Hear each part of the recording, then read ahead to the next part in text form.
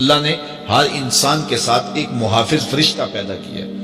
اور اگر وہ محافظ فرشتہ انسان کے ساتھ نہ ہو، شیاطین انسان کو ویسے مار ڈالے،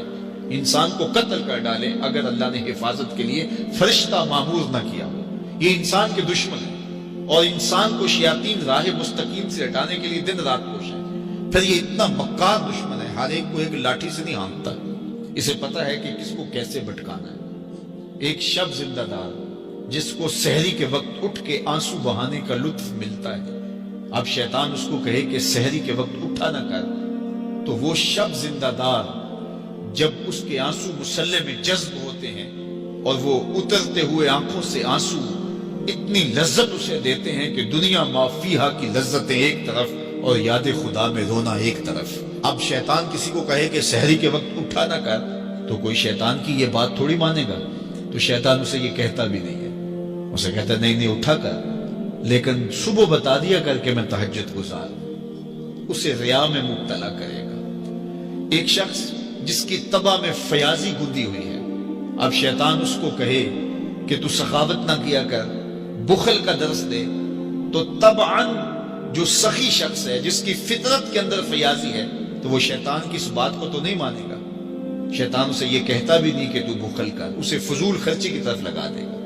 اسے ان کاموں میں خرچ کرنے کی ترغیب دے گا جس کا اس کو اور معاشرے کو کوئی فائدہ نہیں ہوگا۔ اس لیے شیطان رخ بدلتا ہے۔ ایک شاعر جس کی طبع کے اندر لطافت ہے، نرمی ہے، محبت ہے، اب شیطان اس کو کہے کہ فلاں کو قتل کر دے، تو شاعر تو شاخ سے پھول بھی نہیں توڑ سکتا، تو پھر وہ کسی کا سر کاٹ دے، یہ کیسے ممکن ہو سکتا ہے؟ شیطان ایک شاعر کو یہ کہتا بھی نہیں، اسے وہ شراب اور شباب کے پیچھے لگا دیتا ہے۔ اب اتنا سخت دشمن، اتنا مکار دشمن، حضرت سیدنا غوث اعظم رضی اللہ تعالیٰ عنہ فرماتے ہیں میرے اوپر صحاب نور چھا گیا اور آواز آئی، عبد القادر تو نے اللہ کی اتنی عبادت کی ہے، اتنی ریاضت کی ہے کہ شریعت کا ہم تمہیں اب مکلف نہیں رہنے دیتے، اور اب تو نماز نہ پڑھے اور دیگر اعمال نہ کرے تو تجھے کوئی پکڑ نہیں، میں تیرے اوپر ایسے راضی ہو گیا ہوں۔ تو ایسے بادل سے آواز آئی، کہتے مان میرے دل میں خیال آیا کہ اگر عبادت کا مکلف نہ ہونا ہوتا تو امام الانبیاء صلی اللہ علیہ وسلم سے بڑھ کر کون اللہ کا مقرب تھا۔ حتی تتورم قدماہ، حضور جب نماز پڑھتے اور اس قدر لمبا قیام کرتے، حضور کے مبارک پاؤں سوج جاتے، لیکن ان کو تو کہا گیا وَعْبُدْ رَبَّكَ حَتَّى يَأْتِيَكَ الْيَقِينُ، انہیں تو کہا گیا کہ آخری سانس تک اللہ کی عبادت کرنی ہے، تو میں کون ہوں کہ مجھے کہا جائے کہ تو اب عبادات کا مکلف نہیں رہا، کوئی بات نہیں ہے۔ تو کہتے ہیں میں لا حول ولا قوت الا باللہ پڑھا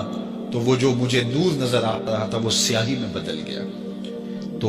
وہ ابلیس تھا جو اس رنگ میں مجھے بھٹکانا چاہتا تھا، کہا عبد القادر اس مرتبے پہ پہنچے ہوئے کتنے لوگوں کو میں نے گمراہ کر دیا، تیرے علم نے تجھے بچا لیا۔ تو میں نے کہا ظالم، میرے علم نے مجھے نہیں بچایا، میرے اللہ کے فضل نے بچایا۔ تو کہا پھر بچ گیا ہے، کئی میں نے یوں لوٹ لیے۔ تو اتنا مکار دشمن ہو جو ہمارے اوپر مسلط ہے اور دن رات کوشاں ہے ہماری متاع عمل لوٹنے کے لیے، متاع ایمان لوٹنے کے لیے، تو پھر مجھے بتاؤ کہ ہم کیا غافل ہو کے بیٹھیں گے؟ ایسے ناپاک وجود کا مقابلہ کوئی آسان ہے جو ہماری متاع عمل لوٹتا ہے، متاع ایمان لوٹتا ہے، ہمیں عمل کرنے نہیں دیتا، کریں تو وسواس ڈال رہا ہوتا ہے، کرنے تو ریا میں اور تکبر میں مبتلا کر کے، عجب میں مبتلا کر کے کیا ہوا عمل بھی لوٹ لیتا ہے۔ مجھے بتاؤ یہ کوئی جو ہے وہ سوکھا کام ہے کہ ہم مقابلہ کریں؟ اب ماہ سیام میں روزے سے بھوک بھی کاٹتے ہیں اور قرآن مجید کی تلاوت اور دیگر معمولات کے لیے ہمیں تنہائی بھی میسر آتی ہے، اور اسی طرح